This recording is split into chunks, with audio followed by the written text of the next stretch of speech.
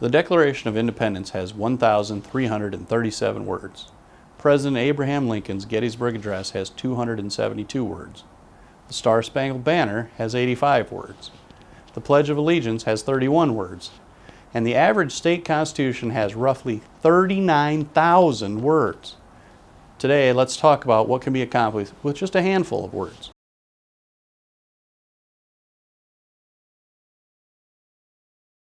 Hello again, I'm Jason Ravnsborg, your Attorney General, back with another episode of 5 on Fridays.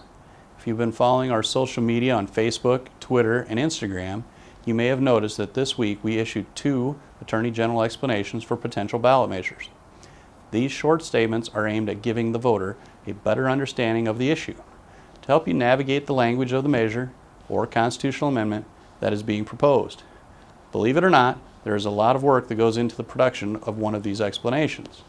From reviewing the existing law, to examining the proposed change, to comparing the proposed changes to existing laws to make sure that nothing contradicts itself, and then finally, attempting to dilute the proposed new language into a shorter, more concise form using common language and not just legalese, so that it can be easily read, comprehended, and understood, all while attempting to remain unbiased and to neither endorse or oppose the proposed change.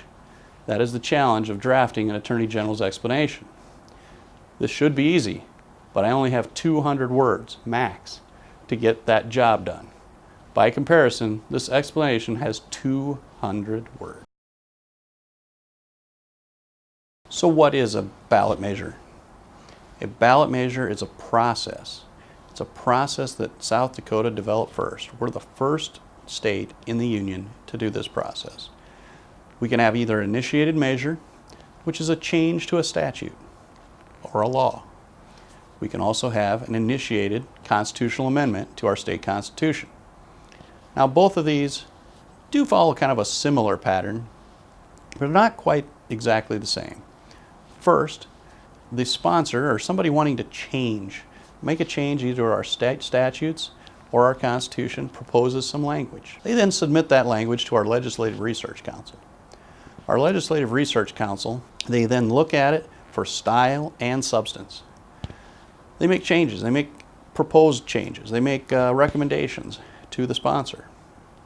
The sponsor can take a look at those changes and accept them, or just throw them out completely and says, I don't want any of these changes. I wrote it the way I wrote it, and I like how I wrote it. But the Legislative Research Council gives that to the Secretary of State and back to the sponsor, usually provide me a courtesy copy. So what happens next? When the sponsor is happy with the language, they submit it to me, the Attorney General. They can do that either by hand delivery or mailing it in by regular mail. Once they do that, I have to come up with a title and an explanation to propose for the ballot. Now my guidance is SDCL 12.13.25.1. This clearly states what I need to do for both the title and the explanation. First is the title. The title shall be a concise statement of the subject of the proposed initiated measure or constitutional amendment. Second is the explanation. The explanation shall be an objective, clear, and simple summary to educate the voters of the purpose and the effect of the proposed initiated measure or constitutional amendment. The explanation shall also include a description of the legal consequences, including the likely exposure to the state for liability.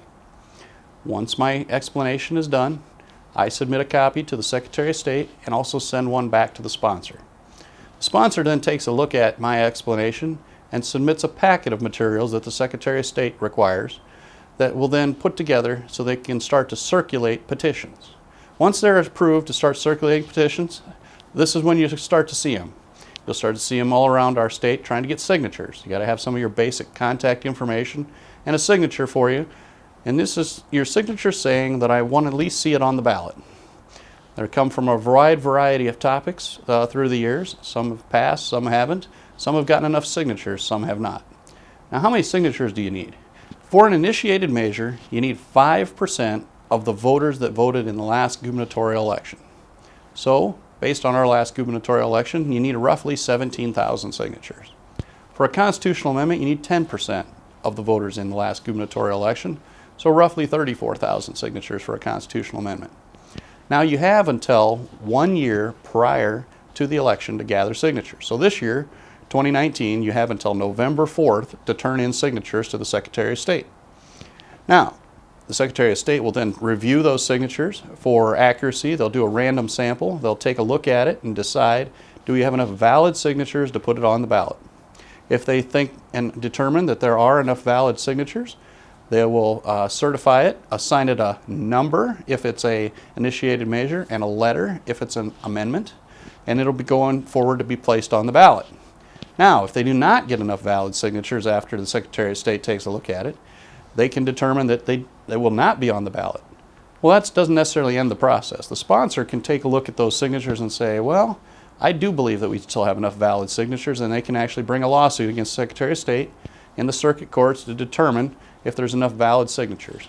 The court will then make a determination if they will be on the ballot or not. So that starts our process. Once it's on the ballot, then obviously there's a campaign. So these ballot measures do take a lot of time, money, and effort to be proposed, get on the ballot, and then after that, I have a campaign to get 50% plus one, both an initiated measure and a constitutional amendment.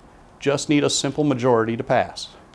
Now, we passed a ballot measure last time that said it had to be a single subject and made some changes like that through the years to the ballot measure process, but the requirement is still 50% plus one. So I hope you've enjoyed this episode of 5 on Fridays and found it informative about our ballot measure process. As you heard, it's not an easy process. It takes a lot of time, money, and effort. You first got to get on the ballot, and then you have to have a campaign to get enough people to vote for it to make it either a law or a constitutional amendment.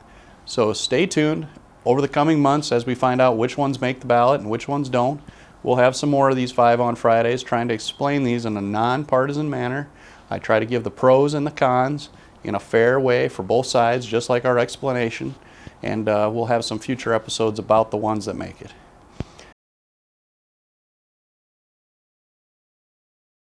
Until then, be safe out there. This is a Labor Day weekend coming up. The state fair is going on in Huron right now and will be going on through the weekend. Labor Day parade, of course, in Wagner, which always is a big event.